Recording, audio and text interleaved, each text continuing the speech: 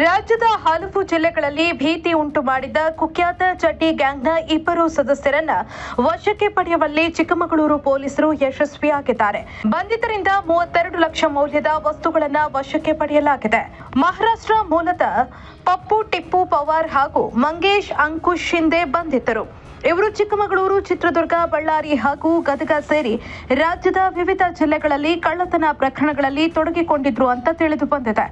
ಆರೋಪಿಗಳು ಮನೆಗಳಲ್ಲಿ ಯಾರೂ ಇಲ್ಲದ ಸಮಯವನ್ನ ಗುರಿಯಾಗಿಸಿಕೊಂಡು ಕಳ್ಳತನ ಮಾಡ್ತಾ ಇದ್ದು, ಈವರೆಗೂ 17 ಕಳ್ಳತನ ಪ್ರಕರಣಗಳನ್ನ ಭೇದಿಸುವಲ್ಲಿ ಪೊಲೀಸರಿಗೆ ಸಾಧ್ಯವಾಗಿದೆ.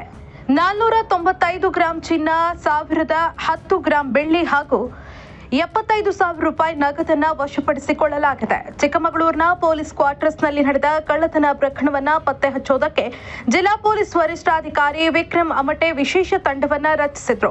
ಈ ತಂಡದಲ್ಲಿ ಎಎಸ್ಪಿ ಜಯಕುಮಾರ್, ಡಿವೈಎಸ್ಪಿ ಶೈಲೇಂದ್ರ ಹಾಗೂ ನಗರ ಠಾಣೆಯ ಪಿಐ ಅಭಯ್ ಪ್ರಕಾಶ್ ಮುಂಚೂಣಿಯಲ್ಲಿದ್ರು.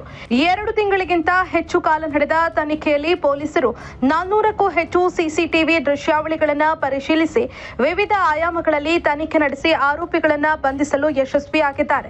ಈ ಕಾರ್ಯಾಚರಣೆಯ ಯಶಸ್ಸಿನಿಂದ ಚಿಕ್ಕಮಗಳೂರು ಸೇರಿದಂತೆ ರಾಜ್ಯದ ಹಲವು ಜಿಲ್ಲೆಗಳಲ್ಲಿ ನಡೆದ ಕಳ್ಳತನ ಪ್ರಕರಣಗಳ ಗುಟ್ಟನ್ನ ಪೊಲೀಸರು ಬಯಲಿಗೆ ಎಳೆದಿದ್ದಾರೆ.